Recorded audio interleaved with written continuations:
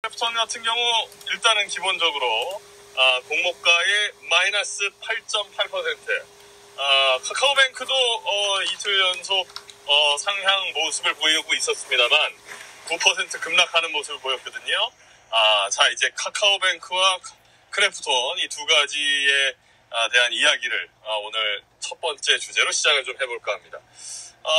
어제 있었던 상장 첫날 공모가 아래로 추락한 크래프톤 얘기부터 시작을 해보죠. 선영님.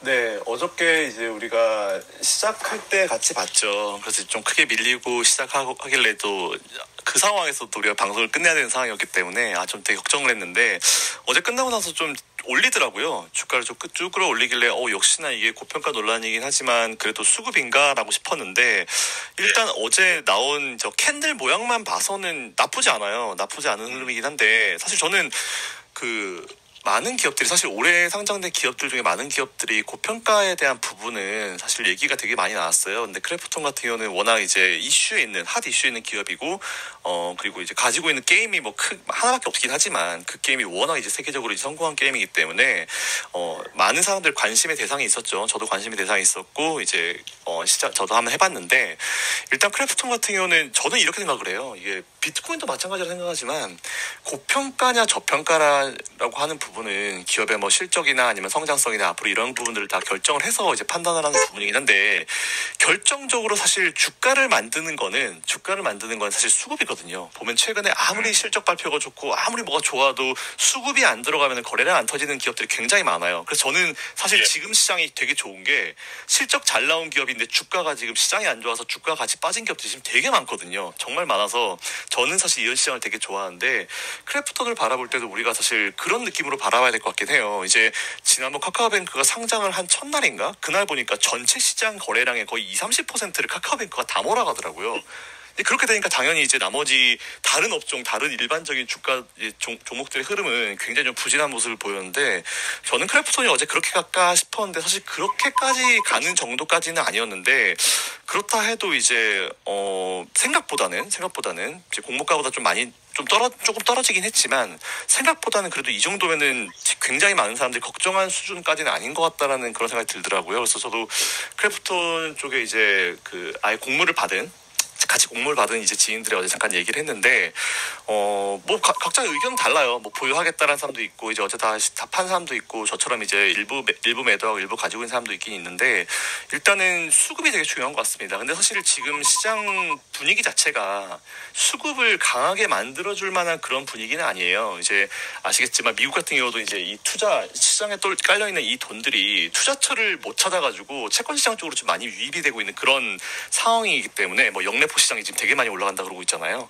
그런 상황이기 때문에 일단 제가 봤을 때는 뭔가 이제 이슈가 있는 쪽에 돈이 쏠리긴 하지만 코로나 등 이런 이슈들 때문에 투자가 좀 머뭇머뭇거리는 그런 상황들도 좀 많은 것 같아요. 그래서 어제 수급을 좀 보면서 나쁘지는 않은데 그래도 뭔가 카뱅 같은 느낌이 없긴 하다. 그래서 일단 오늘까지 흐름을 좀 봐야 될 것 같다. 사실 이런 생각까지 좀 들었었습니다. 어제는.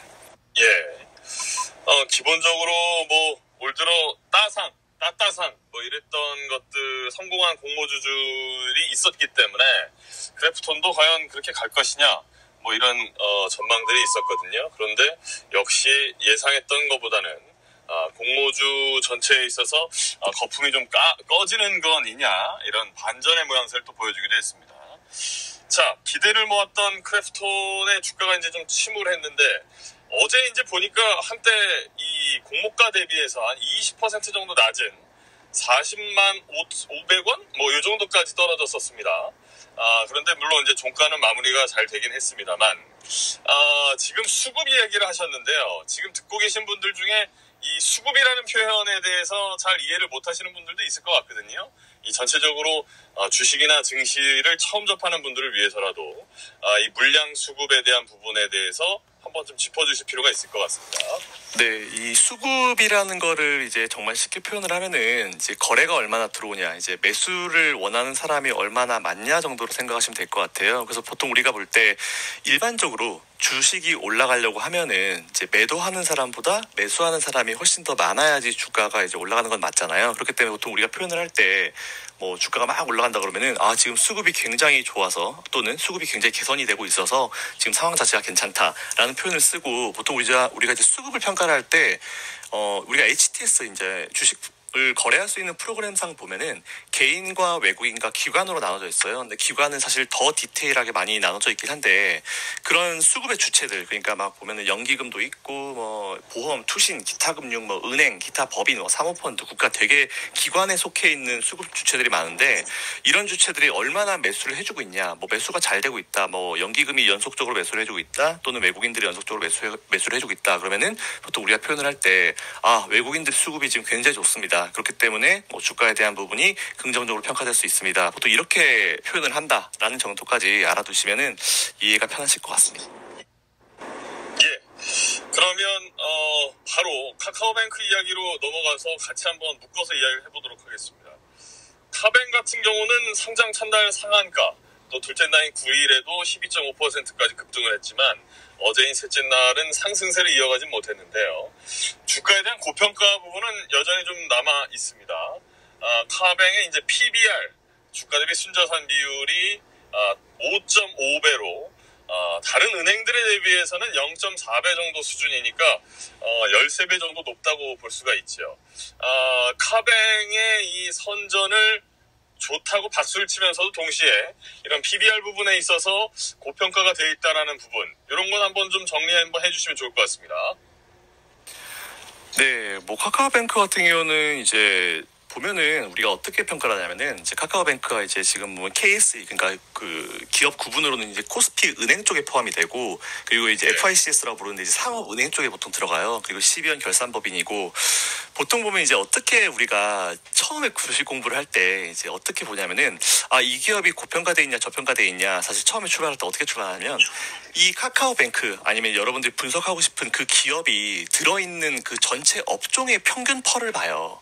근데 이제 은행업 쪽의 평균퍼가 보통 이제 지금 25배, 20배 한 중후반 정도 되거든요. 근데 카카오뱅크는 퍼가 지금 200배가 넘어가 있어요.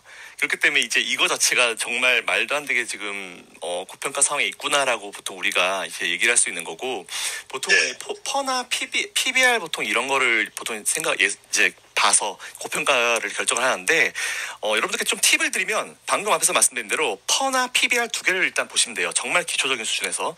그래서 이제 보통 이 기업이 고평가되느냐 저평가되느냐를 볼 때 업종 평균 퍼와 이 기업의 현재 퍼를 비교를 하는 거예요. 여러분들 HTS 가시면은 업종 퍼와 이 기업의 퍼가 딱 나눠져 있거든요. 그래서 업종 퍼보다 이 기업이 높다 그러면은 얘는 고평가다 그러면 고평가기 때문에 투자를 좀 조심해야 될 것 같다라고 생각하시고 두 번째로 PBR 들어가는데 PBR은 보통 이제 청산가치예요. 이게 뭐냐면은 이제 북밸류라고 하는데 이 회사가 당장 지금 기업을 팔았을 때 이제 어떤 정도 가치를 평가받냐는 건데 보통 PBR 레벨은 기준이 1입니다. 그래서 1이 뭐냐면은 이 회사가 지금 가지고 있는 모든 자산을 답한 그 가치와 현재 주가 가치가 똑같다는 거예요. 그럼 당연히 모든 기업은 이제 북밸류와 똑같지는 않잖아요. 당연히 이제 이 회사가 가지고 있는 자산보다는 수준이 높아야 돼요. 그런데 그렇죠. PBR이 1보다 그런 상황이 똑같은 상황이 1인데 만일 1보다 밑에 내려와 있다. 1 이하다라고 하면은 이거는 지금 현재 이 회사의 그 북밸류 그러니까 회계적 가치보다 이 회사의 전체 자산보다도 저평가되어 있는 상태다라고 여러분들이 생각하시면 돼요. 그래서 보통 저평가 기업을 선택을 할 때 정말 기초적인 수준에서 일단 첫 번째로 업종 평균 퍼보다 낮은 기업 더하기 5월이 아닙니다. and PBR이 1 이하 정도 기업을 여러분들이 보시면은 일단 이 기업은 저평가 라인에 있는 기업이구나 라고 여러분들이 첫 번째 스텝을 밟으실 수 있는 되게 좋은 지표고요. 카카오뱅크는 그에 따라서 설명을 드리면 업종 평균 퍼가 뭐 20배 한 중후반이 되는데 지금 퍼가 200배가 넘어가 있기 때문에 일단 고평가 그리고 PBR은 10배가 넘어갔습니다. 이 얘기는 고평가라는 얘기죠. 이렇게 좀 결론을 내리시면 좀 편할 것 같아요. 자, 전문가들이 짚어주는 이야기 그 중에서도 이제 지금 저평가냐 고평가냐 얘기했을 때 대체 왜 고평가냐 기준점은 뭐냐 이런 것들을 지금 선생님께서 완벽하게 한번 정리해 주셨습니다. 수급이 적은데도 이제 증시가 올라가는 경우도 종종 보게 되는데요. 그럴 때 주의해야 할 것이 특별히 있을까요? 수급이 많고 적음에 따라 주의해야 할 사항이 있을지 어떤 경우가 매수 들어가기가 좋을까요? 개별 종목의 경우에요 하고 질문 주셨습니다. 뭐 개별 종목의 경우라고 해서 우리가 뭐 종목 얘기를 하는 게 아니라 이 상황에 대해서 접근하는 방식을 한번 짚어드릴 필요가 있을 것 같아서 이 질문을 한번 물어드립니다. 자, 선영님 답변 가능하시죠?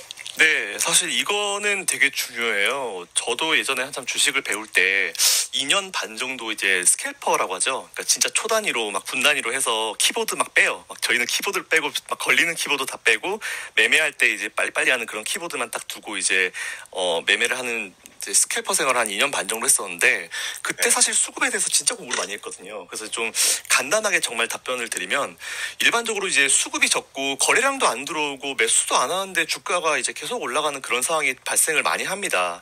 그때 여러분들이 보셔야 될 게 뭐냐면은 이제 평균 거래량을 봐야 되는데 이걸 어떻게 보냐면은 그 회사가 이제 딱 들어가 보는 거예요. 여러분들이 보통 HTS에서 딱 들어가 보시면은 발행 주식수라는 게 있어요. 근데 발행 주식수가 이게 맞냐 적냐를 여러분들이 따지기가 되게 어렵거든요. 그럴 때 좋은 게 뭐냐면은 대주주 비중을 보는 거예요. 주주 현황에 가보면은 뭐 대표가 얼마 가지고 있고 뭐 누가 얼마 가지고 있고 뭐 우리 사주가 몇 퍼센트 있는데 주주 현황에 보면은 지분율이 나와 있어요.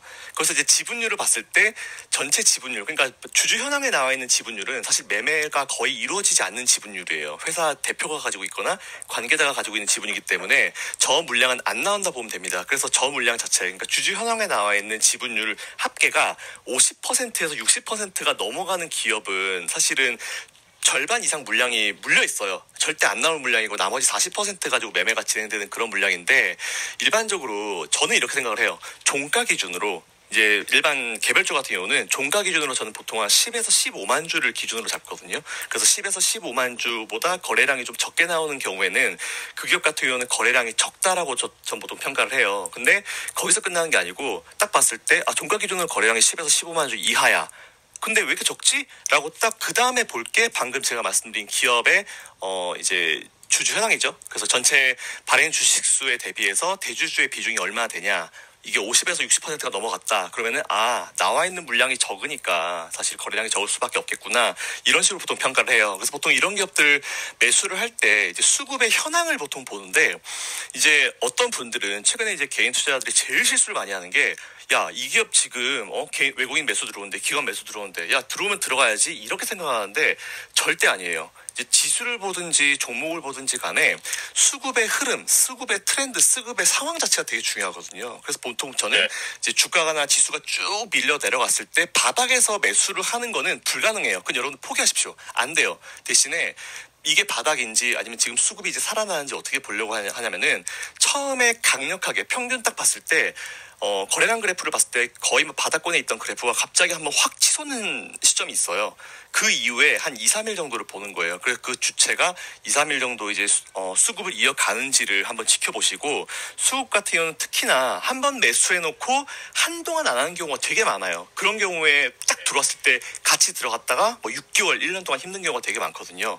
그런 경우에는 한 번 나왔다고 들어가는 게 아니고 적어도 한 2, 3일 정도 이상은 좀 지켜보고 아니면은 적어도 저는 사실 한 달은 지켜보라고 좀 말씀을 드리고 싶은데 이렇게 긴 기간을 두고 매수세가 평균적으로 매도세보다 강한지 예를 들어서 한 달에 20일이잖아요. 20일 중에 뭐 매수가 뭐 10일, 12일, 15일 적어도 절반 이상이 들어오는지 이 정도를 좀 평가를 하고 여러분들이 보셔야지 이 기업의 수급이 그래도 좀 살아있구나 괜찮구나 정도를 평가할 수 있는 정말 좋은 지표가 되지 않을까라고 말씀을 드리는 게 정말 기초적인 수준에서 좀 짚어드릴 수 있는 내용 같습니다. 예, 저희가 뭐 증시를 아무래도 좀 다루다 보니까 가끔은 이런 기본적인 증시에 관련된 여러분들 상식적인 수준에 대한 이야기들은 해드릴 필요가 있는 것 같아서 말씀을 좀 드려보았습니다. 조금 전에 이제 수급에 대한 이야기를 했고 물량 이야기를 했는데 어제 넷마블이 기관으로서 굉장히 많은 물량을 카뱅에서 매도세를 섰습니다. 이게 이제 시장에도 영향을 미쳤던 것 같거든요. 자, 이렇게 기관들의 움직임에 대해서도 한 말씀 해주시면 좋을 것 같습니다. 네, 보통 일반적으로 이제 기관들은 이제 개인들이랑 달라요. 처음에 공모를 받을 때 이제 걔네들은 얼마 기간 왜냐하면 이제 물량 자체가 개인들보다 훨씬 크기 때문에 예.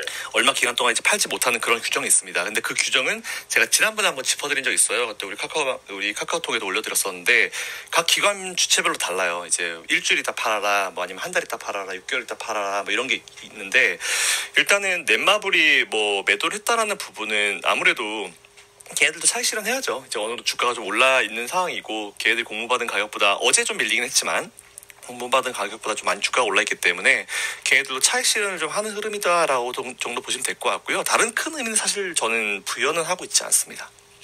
그런데 이제 넷마블 같은 경우에 이제 한 번에 많은 양을 이렇게 시장에서 정리하다 보니까 초반에 들어가는 개미들이 많이 물리는 일들이 있었는데 아무리 기관이라 하더라도 차익 실현에 대해서는 당연히 자본주의 시장이니까 이해는 가지만 이걸 좀 나눠서 처분했으면 어땠을까 뭐 이런 얘기들 하는 전문가들도 있더군요. 사실 그거는 우리 바람이에요. 우리 바람이고요.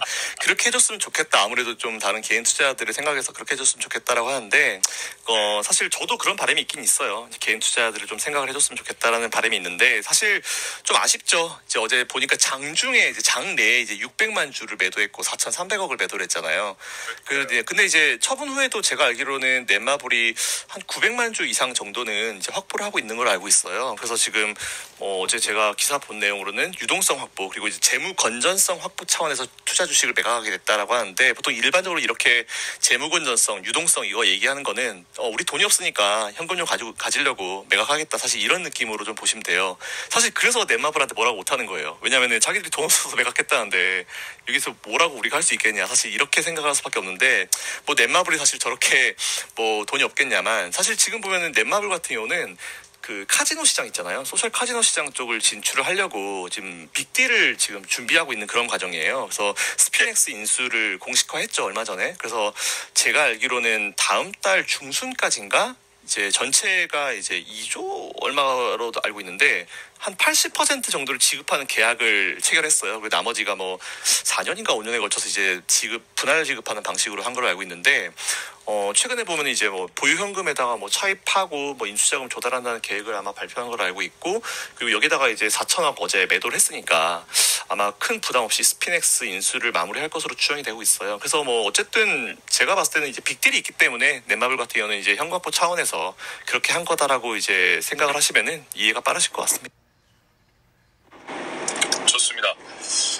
저희가 사실은 지난달에 줌 온라인 세션을 통해서 IPO, 상장, 그리고 공모주 이런 거에 대한 특별 세션을 마련해서 함께 공부하는 시간을 가져봤었습니다. 아마 그 당시에 함께 했던 분들에게는 지금의 이 상황들이 굉장히 많이 좀 도움이 되지 않았을까 싶은데요. 하반기에도 계속해서 상장을 앞두고 있는 그 기업들이 좀 있지 않겠습니까? 그거 한번 그래도 저희 주주님들을 위해서 한번 서비스로 얘기해 주시면 좋을 것 같습니다. 네, 지금 제가 이걸 다시 펴야 돼가지고 하반기에 지금 몇몇 개 기업들이 또 상장을 이제 예정을 하고 있어요. 그래서 아무래도 이렇게 많이 상장 계획들이 계속 있다라는 것 자체는 아무래도 이제 긍정적이겠죠. 시장 자체가 이제 그래도 나쁘지 않다. 보통 이제 시장이 굉장히 긍정적이고 괜찮을 때 이제 상장을 많이 이제 시도를 하기 때문에 신규 IPO가 많다는 거는 굉장히 좀 시장이 지금 긍정적으로 이제 올 하반기에도 보고 있다 이렇게 좀 평가하시면 될 것 같고요. 지난번에 줌 세션 때 제가 이제 설명드렸었던 이제 올 하반기 기업들 굉장히 많은데 일단은 좀 살펴드리면은 이제 윈스토어 이제 크래프톤 상장했고 티켓몬스터는 올해 취소됐고 그리고 카카오페이지가 있고요. 그리고 LG 에너지 솔루션 있고 야놀자에 대한 부분도 있어요. 그래서 제가 올해 이제 관심을 받는 IPO 기업을 이제 카카오뱅크 그리고 카카오페이 그리고 크래프톤 그리고 현대중공업에 대해서 제가 설명을 드렸었는데 아마 현대중공업에 대한 얘기를 드리면은 또 이렇게 궁금해하실 분이 있어요. 현대중공업이 상장이 되어 있지 않다고? 라는 질문을 줄 수 있는데 지금 상장이 되어 있는 기업은 현대중공업 지주입니다. 지주회사. 그러니까 아버지 회사가 이제 상장이 되어 있는 거고 이제 현대중공업이 상장을 해요. 이제 제가 알기로는 올 연말에 하고 있는 걸로 알고 있고 이제 업종은 뭐 잘 아시는 대로 선박, 보트, 건조업이고요. 공모가는 아직 미정으로 알고 있고 그리고 개인 청약일이나 뭐 상장일 같은 경우도 아직 미정입니다. 그래서 일단 뭐 이런 기업들이 있다라는 부분 좀 보시고 현대중공업이 상장을 한다고 했을 때 여러분들이 놀라지 마시고 지금 상장되어 있는 거는 현대중공업 지주고 그리고 현대중공업은 올 연말에 상장을 준비하고 있다. 이 정도로만 일단 보시면 될 것 같습니다. 마지막으로는 지금 카카오뱅크에 대한 이야기 한마디만 더 하고 마무리를 좀 지을까 합니다. 어찌됐건 이제 시장에서 그동안에 맥이라고 알고 있었던 카뱅이 이제 상어였다라면서 기존 은행에 대한 위협 수준을 넘어서서 시장에서 이 시총 규모가 모든 은행을 다 통틀어서 최고 수준으로 올라오지 않았겠습니까? 이제 이 카카오뱅크의 이런 빅테크 기업들 또 그 비금융사가 지금 이 정도로 올라올 수 있다라는 거, 인터넷 은행의 미래 뭐 이런 정도로 한 말씀 해주시면서 마무리를 좀 하면 좋지 않을까 싶습니다. 사실 이제 저는 예전부터도 이제 은행권 있는 친구들이나 이런 지인들 만나서 얘기하면은 다들 비슷한 얘기는 해요. 이제 은행에 직접 이제 근무하고 있는 친구들도 은행업의 미래는 밝지 않다 뭐 이런 얘기를 되게 많이 했었거든요. 그래서 이제 그때 사실 카카오뱅크가 처음에 도입이 될 때 이제 KB에서 직원들을 보냈어요. 그래서 이제 몇 명 직원들을 보내가지고 이제 나중에 일단 가서 일해라. 그리고 나중에 돌아올 때 니들이 원하는 지점에 배치해주고 연봉도 올려주고 다 할게. 그랬는데 그 직원들이 아무도 복귀를 안 했거든요. 제가 알기로는. 이제 그런 것처럼 이제 이런 인터넷 은행 자체가 이제 복지 같은 부분도 좋고 그리고 이제 아무래도 이제 수직적인 거에서 이제 그나마 좀 수평적인 어떤 이제 상황이 기업 내 문화가 좀 만들어지고 있는 것 같고요. 그리고 보면은 최근에 많은 은행들이 오프라인 지점을 통폐합을 하고 있어요. 이제 제가 사는 동네 이제 모 은행도 이제 옆에 은행으로 이제 통폐합된다 이런 얘기가 사실 되게 많이 나오고 있고 은행업에 대한 어떤 미래도 좀 많이 불안정한 상황인데 이거는 어쩔 수 없는 은행업의 미래라고 생각하고요. 뭐 이게 또 하나의 그쪽으로 가는 스텝이라고 생각을 하고 있습니다. 예, 좋습니다. 이렇게 해서 카카오뱅크 또 크래프톤의 증시 상장 이후의 움직임 그리고 그에 따른 여러분들이 이제 주식을 하시는 분들에 있어서 또는 증시를 공부하는 데 있어서 기본적으로 알아두어야 할 상식까지 함께 짚어봤습니다.